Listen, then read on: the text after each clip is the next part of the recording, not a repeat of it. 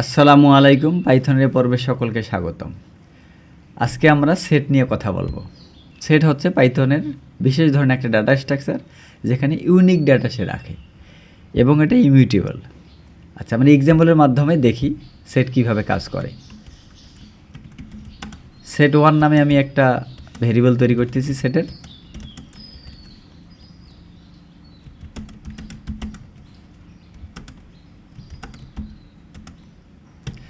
Set কিভাবে তৈরি করতে হয়, second bracket open, second bracket close, অর্থাৎ সেকেন্ড ব্র্যাকেটের ভিতরে এলিমেন্টগুলোকে রাখতে হয়, প্রতিটি এলিমেন্ট কমা দিয়ে দিয়ে আলাদা করতে হয়।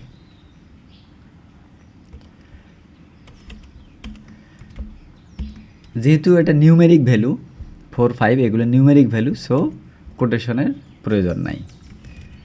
প্রিন্ট সেট ওয়ান দিয়ে সেট ওয়ান।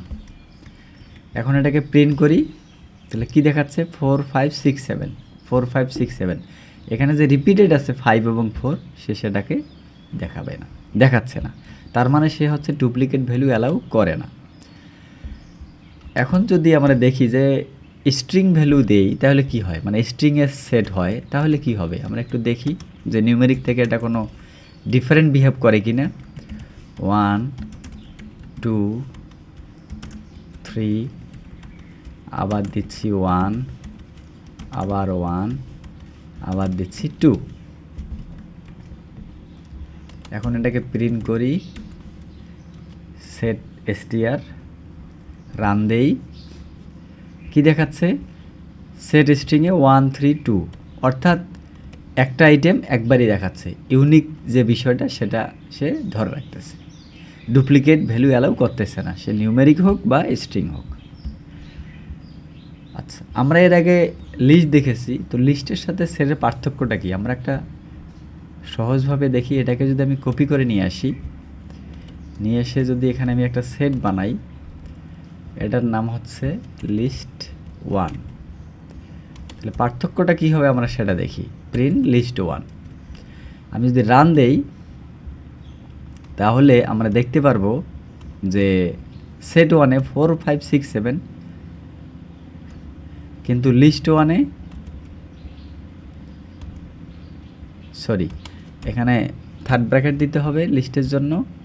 শুধু নাম দিলেই তো হবে না, ডিক্লারেশনটা ঠিক করতে হবে। আমার ডিক্লারেশনে ভুল ছিল, লিস্টের ডিক্লারেশন করতে থার্ড ব্র্যাকেট দিয়ে, আর সেট হলো সেকেন্ড ব্র্যাকেট, আর টাপলের ক্ষেত্রে কি ফার্স্ট ব্র্যাকেট, এটা মনে রাখতে হবে।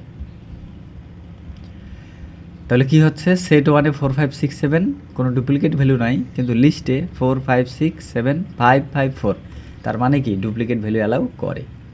এটা হচ্ছে একটা বেসিক পার্থক্য লিস্টের সাথে। এখন আমরা দেখি সেটে ভ্যালু কিভাবে অ্যাড করা যায়, সেটা নিয়ে একটু কথা বলি। আমাদের সেট ওয়ানে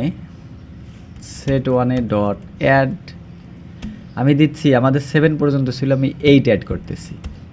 এখন যদি আমি প্রিন্ট করি আফটার অ্যাড, কি হয়? সেট ওয়ান আফটার অ্যাডে প্রিন্ট করি, এই যে আমাদের 8 চলে আসছে। তার মানে আইটেম অ্যাড করা যায় সেটে। রিমুভ করা দেখি আমরা, সেট ওয়ান ডট রিমুভ,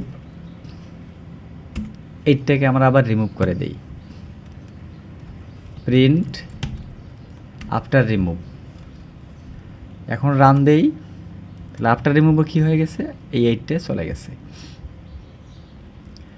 এখন আমরা দেখি সেটের যে বিভিন্ন মেথডগুলো আছে, ইউনিয়ন, ইন্টারসেকশন, ডিফারেন্স, সেগুলো দেখব।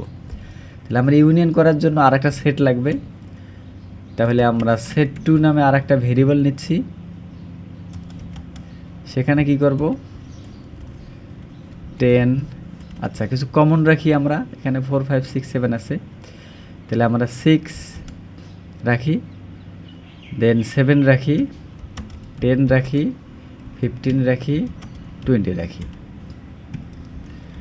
এখন আমরা এটাকে প্রিন্ট দেই, প্রিন্ট, আচ্ছা সেট টু প্রিন্ট করার দরকার নাই, আমরা কি করব? ইউনিয়ন করব।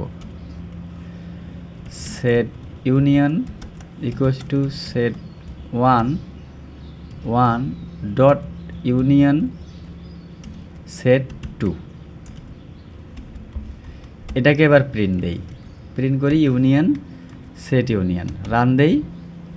এই যে আমরা দেখতে পাচ্ছি কি সেট 1-এর এবং সেট 2-এর ইউনিক সব এলিমেন্ট দিয়ে একটা নতুন সেট তৈরি করছে ইউনিয়নের মাধ্যমে। ম্যাথে যেরকম কাজ করে ইউনিয়ন, ঠিক এখানেও সেভাবে কাজ করছে।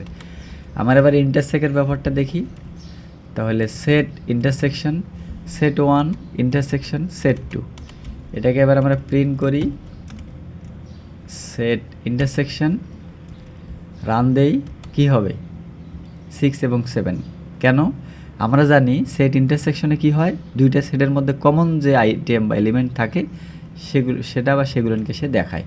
তো এখানে আমাদের শুধু 6 এবং 7টাই কমন ছিল, এই জন্য ওইটাকে দেখাইছে, ওই দুইটাকে। এবার আমরা দেখি সেটের ডিফারেন্স কীভাবে কাজ করে। সেট ডিফারেন্স তাহলে কি হবে, set 1 difference set 2, print difference set difference, run দেই, কি আসলো 4 এবং 5। অর্থাৎ সেট 1 থেকে সেট 2-তে কমন কি ছিল 6 7, তাহলে সেট 1 থেকে সেট 2 6 7 বাদ দিয়ে দিচ্ছে, অর্থাৎ এই যে সেট 1-এর 6 7টা কমন ছিল সেট 2-তে, এই যে সেট 2-তে। সো এখানে 6 এবং 7 বাদ দিলে কি থাকে 4 5, সেজন্য সে 4 5 অনলি দেখিয়েছে। তাহলে আমরা আজকে কি শিখলাম? আমরা দেখেছি সেট কি এবং এর বৈশিষ্ট্য, কিভাবে সেট ব্যবহার করা যায়, সেটে আইটেম যোগ ও বাদ দেওয়া, সেটের বিভিন্ন ফাংশনও আমরা দেখেছি, ইউনিয়ন ইন্টারসেকশন ডিফারেন্সের ব্যবহার। তোমরা বাসায় নিজেরা এই math pass, English pass, science pass নামে 3টা সেট তৈরি করবা। এরপর 3টা বিষয় পাস করেছে এমন ছাত্রদের তালিকা দেখাবা, অন্তত একটি বিষয় পাস করেছে এমন থাকলে তাদের নাম দেখাবা। এরপর শুধু গণিতে পাস কিন্তু ইংরেজি ও বিজ্ঞানে ফেল করছে এমন যদি কেউ থাকে তার নাম বা তাদের নাম দেখাবা। টিউটোরিয়ালের কোনো জায়গায়, আজকের এই কাজের কোনো জায়গায়, মানে সেট নিয়ে আমরা যেগুলো দেখেছি সেগুলো করতে গিয়ে যদি কোনো সমস্যা হয় তাহলে তোমার কমেন্টসে জানাবা। অ্যাসাইনমেন্টটা ঠিকমতো করতে পারলা কি না, কার কি আনসার আসলো সেটা কমেন্টসে জানাবা, আমি ইনশাল্লাহ আনসার দেওয়ার চেষ্টা করব। ভিডিওটি ভালো লাগলে সাবস্ক্রাইব করবা, লাইক কমেন্ট শেয়ার করে পাশেই থাকবা। পরবর্তী ভিডিও দেখার আমন্ত্রণ জানিয়ে আজকে বিদায় নিচ্ছি। খোদা হাফেজ।